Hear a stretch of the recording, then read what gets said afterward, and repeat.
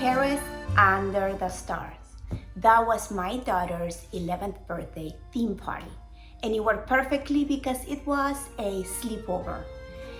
And which girl doesn't like a Parisian theme with the Eiffel Tower and macarons and things like that? Now, if you watch my other vlogs, you know that I love to start with a beautiful invitation. And I had seen in the internet this beautiful picture of a girl standing next to a 7-foot tall Eiffel Tower, and I wanted to replicate that for my daughter's invitation. So I went to the internet, and fortunately I was able to find a Christmas yard decoration of an Eiffel Tower, and it was beautiful. There was one in silver, one in gold. I ordered it and nothing happened. I sent them an email, no answer. And they never charged my credit card, but I never got my Eiffel Tower. By the time I started to research again to get other kind of other Eiffel Towers that were reasonably priced, because of COVID, nothing. I couldn't find a single structure that was tall enough to use for the pictures. So plan B, I had to make my own. And I researched what can I do, what materials I can use. And I decided to make it out of cardboard. Fortunately, my niece was here visiting from Argentina, and she is amazing at doing projects like this. So she helped me so much. I'm so grateful and so thankful to my niece, Cecilia. I love you, Cecilia. And it wasn't an easy task. Now, the Eiffel Tower is just one of the projects I did for this birthday party. So if you checked our description box, you will see the links to how I made the tents, how I made the pillows. So I hope you found some inspiration for your next project. The first thing I did is I went to the computer and I Googled different patterns for the Eiffel Tower, and I found one or two that I liked. And then what my niece recommended, and this is very wise, is to go ahead and make that Eiffel Tower in a smaller scale to see how it works. And I'm so happy we did that, because I really like the golden pattern. It was simpler than this one, but if you can see here, the curve has a natural curve. And on this one, it kind of like stops. And if you had to do that on cardboard, that was gonna be difficult. So I'm so glad she recommended, since we're gonna do a 6-foot Eiffel Tower, why not make a 10-inch Eiffel Tower and see which one has a more natural flow and which one we like the most. And from then on, we use the projector, a lot of cardboard. Again, I get my cardboard from Costco. I start a few weeks before I'm going to do my project to make sure I can find enough cardboard. And at the end, I will tell you a few recommendations about what kind of cardboard would be the best and what mistakes I made and what you should avoid so you don't make the same mistakes I made. Remember, you will need to trace the silhouette 4 times for the 4 sides of the Eiffel Tower if you want a standing 3D Eiffel Tower. Once your pattern is traced, it's time to cut the cardboard. Use a sharp craft knife and don't cut through the flaps if your pattern has one. Just score it lightly. Then it's time to paint. Hello. ¿Cómo andan? Por allí, acá trabajando. Con la tía loca. And paint. We also painted the wrong side or the inside of the tower halfway. That way you will see the same color and not the cardboard. Now, to give it that metal cutout look that the Eiffel Tower has, I use a stencil. In this case, a heavy plastic step rag, and I spray painted a golden rose color over the original metallic blue color. Now, this step will take time. Make sure you place your stencil on an absorbing paper or cardboard in between steps, so you avoid transferring the paint onto the new area. I also work with 2 sides at a time to speed up the process while the spray paint was drying. Make sure to align the stencil so it has a continuous look. Gluing all 4 sides of the Eiffel Tower is not an easy task. I started by gluing 2 sides to each other, and on top of it I will place bricks or any heavy objects you may have to keep it in place until it dries. Okay, so I'm not too happy about how it is looking. The colors, I don't like the gold into the blue, but I think this Eiffel Tower needs to be pink. So here it is. Gotta redo all of this. It's just painting. It will set me back a couple of hours, and then I can fix the sides. We'll see how this ends up. I can't find spray paint anywhere, especially pink one. I mean, I seen other colors, so I'll have to make my own pink. It's gonna take a little bit longer, praying that it will work and cover this blue, but this is what we have to do. This is crazy.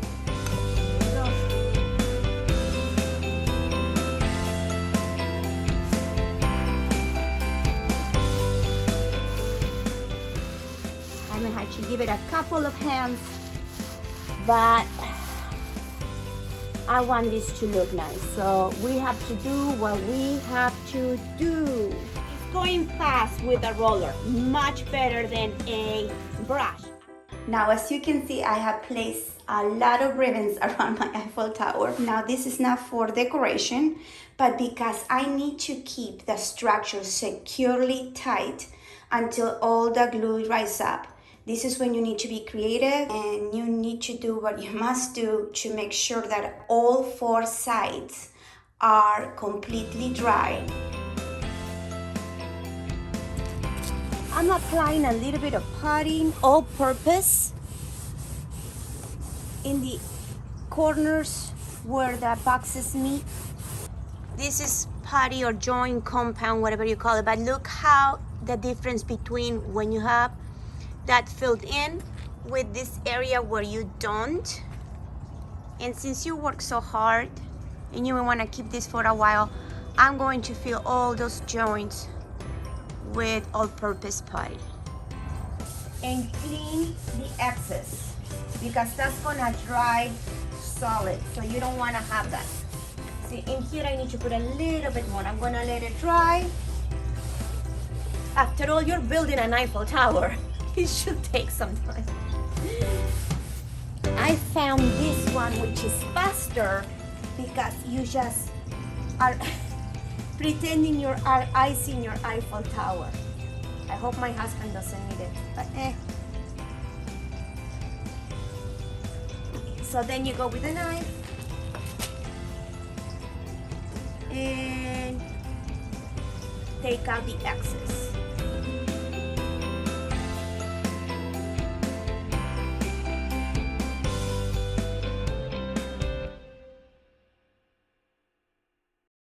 I did find a couple of things at the dollar store that I would like. A bath mat that are plastic that I can spray paint and they'll look like metal.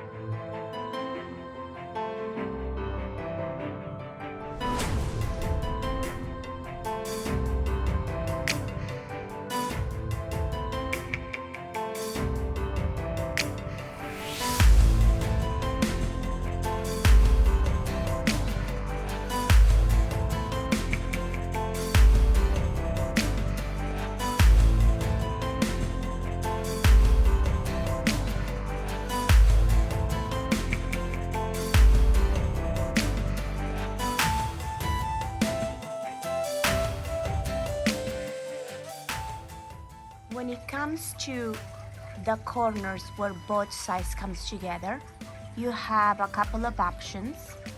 It doesn't look as nice from close up, but what I did in here is, if you can see, I added some extra thin strips to connect both sides. Okay, and in here I just cut half of the circles from one side to the other. So from far away it looks okay. From closer up, the strips look neater, the thin ones, but I'm just so pressed with time that I am trying to finish this project. I would like to be a little bit more neater, but this is what I'm dealing with because of the lack of time. It is a tedious work, and because plastic has been sprayed, every time you glue something, it comes on your fingers, on the structure itself. But one of the nice things is that it's a beautiful, beautiful, beautiful, beautiful fall day. And I'm enjoying this beautiful weather outside. So that's nice. I will say you will need 6 of those carpets. You can actually do with 4 or 5 if you use the remnants from the other cuts, which probably will take you longer. But that's a way of saving money. And I probably would have done it another way. Instead of doing it straight down, I would have put it across. Not only it gives it more like a look as the original Eiffel Tower, if you see, it's more like a rhombus look than a square look. And then you will not have to deal with the cuts at the end, because this is the hardest part, getting together the ends of each side, especially when it's not a perfect structure. So that's what I will do differently. However, it is a lot of work. I will estimate each side will take you 2.5 hours. I just hope the pictures look amazing. That will be a good payoff for this hard work. Okay, I'm fighting against time here. I still have lots to do on this side. Well, a quarter, I say, a little bit more. But if you look at the Eiffel Tower from in here, it's not as bad in the inside, but if you move a little bit to the side, you notice the reinforcement pieces of cardboard that I put. So in order to finish this and let it dry overnight, I'm going to paint the inside dark gray and then finish as it's drying up the outside. See how that goes. This is going to be messy. At the same time, I don't want to dirty the outside, so I had to be careful. If I would have known better that I had to reinforce it so much, I would have done the whole thing dark gray from the beginning. So see, I made a mistake, so you do not have to make the mistake. Just paint the inside in a darker color, and any reinforcement pieces that you have also in a darker color.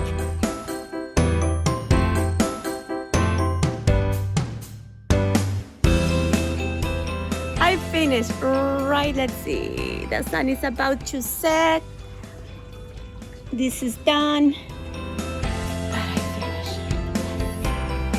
So I finally finished 3 sides, and now I need to decide what I'm gonna do for the top. So I have this gift box top from a box that I need to spray paint silver.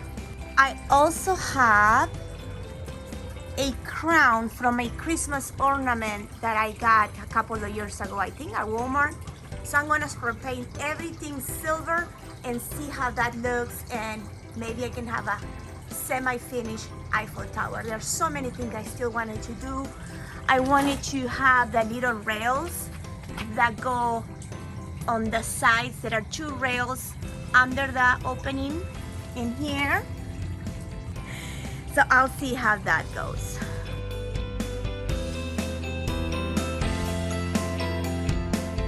Now, what would I have done differently. First of all, don't get a cardboard that is too thick. I thought, yes, I found excellent cardboard, thick cardboard. The problem is that once you're gluing all four sides together, the sides don't want to give in, and that was a problem. So get a lighter cardboard, and then you can make your structure more strong, securing it from the inside. So what I would have done different if you choose this method is make sure when you spray paint, you spray paint it very, very well. Otherwise, you're gonna have patches that are lighter and darker. You sometimes don't notice until it's too late and it's already glued. The other thing is, I would have put some boxes in the bottom, especially if you're gonna use it in the grass like I did. That way, if it gets wet because of the grass, this won't happen to you. It would have been taller and it would have protected the bottom or feet of the tower. And of course, you spray paint it the same color as the rest of the structure. The other thing is, I used the bath mats from the Dollar Tree store. It was a great idea, but it was a lot of work. But I'm happy with the overall results. I worked so hard on it that I did not have time to find a nice top for my daughter's dress. I did make the skirt. I'll tell you how I did that, and I'll put the link in the description box if you want to know how I did that skirt. But I just hope you have some inspiration for your next event.